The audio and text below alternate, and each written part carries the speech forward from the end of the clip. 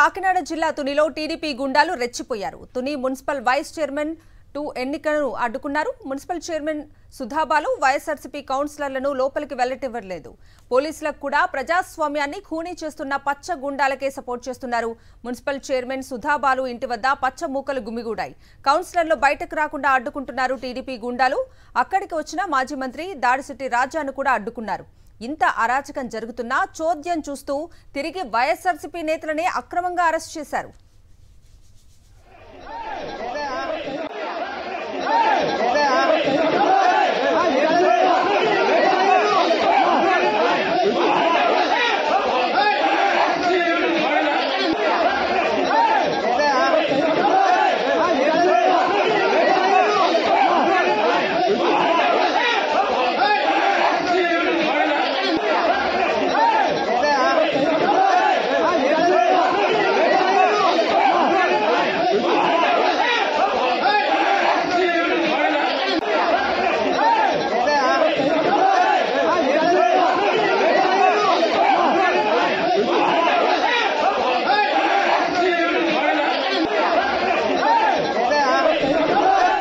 Breaking news చూస్తున్నాం. కాకినాడ జిల్లా తునిలో TDP గుండాలు రెచ్చిపోయిన దృశ్యాలు సాక్షి స్క్రీన్ మీద చూస్తూ ఉన్నాము. తుని మున్సిపల్ వైస్ చైర్మన్ 2 ఎన్నికను అడ్డుకున్న దృశ్యాలవి.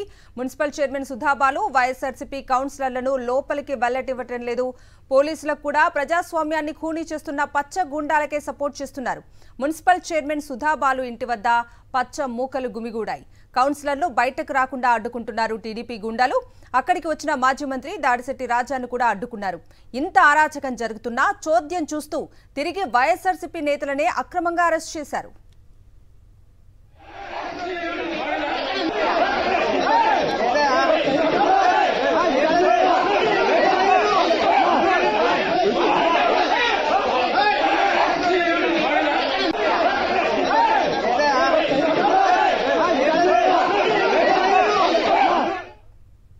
కాకినాడ జిల్లా తునిలో టీడీపీ గుండాలు రెచ్చిపోయారు. తుని మున్సిపల్ వైస్ చైర్మన్ 2 ఎన్నికను అడ్డుకున్నారు. మున్సిపల్ చైర్మన్ సుధాబాలు వైఎస్ఆర్సీపీ కౌన్సిలర్లను లోపలికి వెళ్లనివ్వటం లేదు. పూర్తి అప్డేట్స్ మా ప్రతినిధి రాజును అడిగి తెలుసుకుందాం. రాజు, ప్రస్తుతం అక్కడ సిచ్యువేషన్ ఏంటి, అప్డేట్స్ ఏంటి? చేసే విధంగా టీడీపీ గుండాలు రెచ్చిపోతున్న పరిస్థితులు కనిపిస్తున్నాయి. ముఖ్యంగా ఈవేళ తుని మున్సిపాలిటీకి సంబంధించినటువంటి వైస్ చైర్మన్ ఎన్నిక జరగనుంది. అయితే ఈ ఎన్నిక జరగకుండా టీడీపీ గుండాలు అడ్డుకుంటున్న పరిస్థితులు ఇక్కడ కనిపిస్తున్నాయి. అయితే ఈ నెల 2వ తారీఖున 3వ తారీఖున కూడా ఇదే ఎన్నికలు జరగకుండా అప్పుడు ఉన్నటువంటి అక్కడ ఉన్నటువంటి పచ్చగుండాలంతా కూడా కౌన్సిల్ హాల్లో ప్రవేశించి ఎన్నికలు జరగకుండా అడ్డుకున్న పరిస్థితి అయితే ఉంది. దీంతో వైఎస్ఆర్ కాంగ్రెస్ పార్టీ చెందినటువంటి కౌన్సిలర్లు హైకోర్టును ఆశ్రయించారు. హైకోర్టు ఆదేశాలతో తిరిగి ఇవాళ మళ్ళీ ఎన్నికలు ప్రజాస్వామ్యయుతంగా జరగాలని చెప్పి అటు పోలీసులకు ఎన్నికల అధికారులకు హైకోర్టు ఆదేశాలు ఇవ్వడం జరిగింది. అయితే మొత్తం ఓవరాల్ గా చూసినట్లయితే తుని మున్సిపాలిటీకి సంబంధించి మొత్తం 30 కౌన్సిలర్ స్థానాలు ఉండగా ఒక కౌన్సిలర్ మృతి చెందడంతో మరొక కౌన్సిలర్ కూడా ఉద్యోగ రావడంతో వెళ్ళిపోవడం జరిగింది. మొత్తం 28 మంది కౌన్సిలర్లు ఈ ఎన్నికల్లో పాల్గొనాల్సి ఉంది. అయితే గత 2 రోజుల నుంచి కూడా వైఎస్ఆర్ కాంగ్రెస్ పార్టీకి సంబంధించినటువంటి కౌన్సిలర్ ని భయపెట్టి యనమల రామకృష్ణుడు సమక్షంలో 9 మంది కౌన్సిలర్లు టీడీపీలో చేరడం జరిగింది. మిగిలిన 19 మంది కూడా వైఎస్ఆర్ కాంగ్రెస్ పక్షాలను నిలిచినారు. ఈ ఎన్నిక సంబంధించి 15 మంది కౌన్సిలర్లు మెజార్టీ రావాల్సింది. అయితే మెజార్టీ తమకు ఎలా రాదని భావించి ఖచ్చితంగా మళ్ళీ మరోసారి ఎన్నికలను ఆపాలని చెప్పి యనమల రామకృష్ణ ఆధ్వర్యంలో తుని ఎమ్మెల్యే యనమల దివ్య ఆదేశాల మేరకు పచ్చగుండాలు మొత్తం ఓవరాల్ గా రెచ్చిపోతున్న పరిస్థితి కనిపిస్తుంది.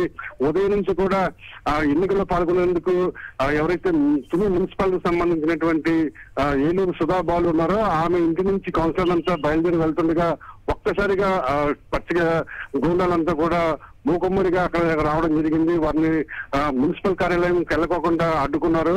ఈ నేపథ్యంలోనే మాజీ మంత్రి ప్రస్తుత వైఎస్ఆర్ కాంగ్రెస్ పార్టీ జిల్లా అధ్యక్షులు దాడిశెట్టి రాజా ఏలూరు సుధాబాలు నివాసానికి వెళ్లడంతో ఒక్కసారిగా పశ్చిమోకలంతా కూడా రెచ్చిపోవడం జరిగింది. ఆయన అడ్డుకున్నారు, ఆయనతో వాగ్వాదం చేశారు. ఒకనొక దశలో ఆయన నిత్య ప్రయత్నం చేసినప్పుడు కూడా అక్కడ ఉన్నటువంటి వైఎస్ఆర్ కాంగ్రెస్ పార్టీ నాయకులు అడ్డుకోవడంతో వారంతా కూడా చాలా ఆగ్రహం వ్యక్తం చేసిన పరిస్థితి అయితే కనిపిస్తుంది.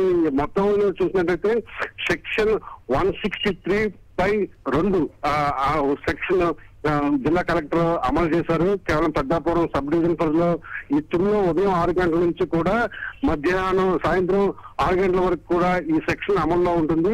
5 నుంచి వ్యక్తులు ఎవరు కూడా గుమ్ముగూడ రాదని చెప్పి స్పష్టమైన ఆదేశాలు కలెక్టర్ షాన్ మోహన్ ఇవ్వడం జరిగింది. అయితే ఈ ఆదేశాలు కేవలం ప్రజలకి మాత్రమే తప్ప కానీ అక్కడ ఉన్నటువంటి గుమ్ముగున్న వందలాది మంది పచ్చగుండాలకు మాత్రం వర్తించిన పరిస్థితి అయితే కనిపిస్తుంది.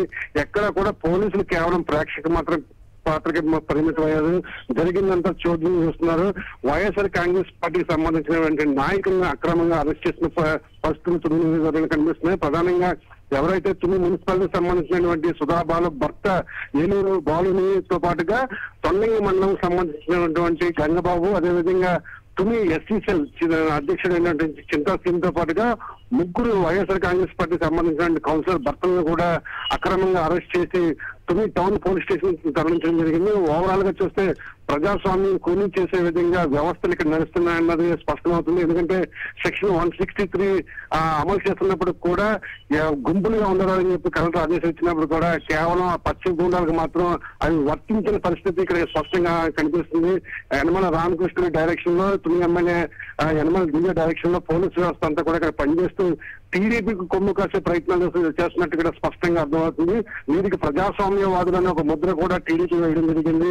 మీరంతా కూడా అరాచకాలు సృష్టిస్తూ ప్రజాస్వామ్య పద్ధతిలో శాంతియుతంగా ఎన్నికలు జరిపించాల్సిన పోలీసులంతా కూడా కేవలం టీడీపీకి వంట పాడుతూ ఓటు వేసేందుకు వెళ్తున్నటువంటి వైఎస్ఆర్ కాంగ్రెస్ పార్టీ నాయకులను అడ్డుకున్నారు. మొత్తం మీద అయితే చూసినట్లయితే ఓవరాల్ గా ఇక్కడ టీడీపీ రౌడీజంతో ప్రజలు భయభ్రాంతులకు గురవుతున్నారు. కవిత.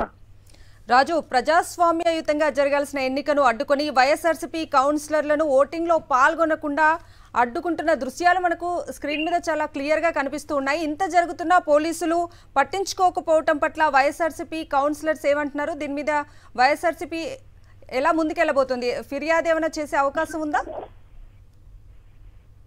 రైట్, ఇది మనం చూస్తున్నాం. హైకోర్టు స్పష్టంగా ఆదేశాలు ఇవ్వడం జరిగింది. ప్రజాస్వామ్యతలో శాంతియుతంగా ఎన్నికలు నిర్వహించమని చెప్పి.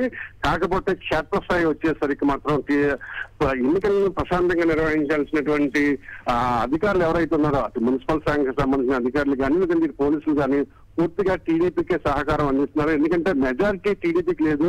9 మంది కౌన్సిలర్లను భయపెట్టి టీడీపీలో చేర్చుకున్నప్పుడు కూడా 19 మంది కౌన్సిలర్లు వైఎస్ఆర్సీపీ పక్షాలను ఉన్నారు.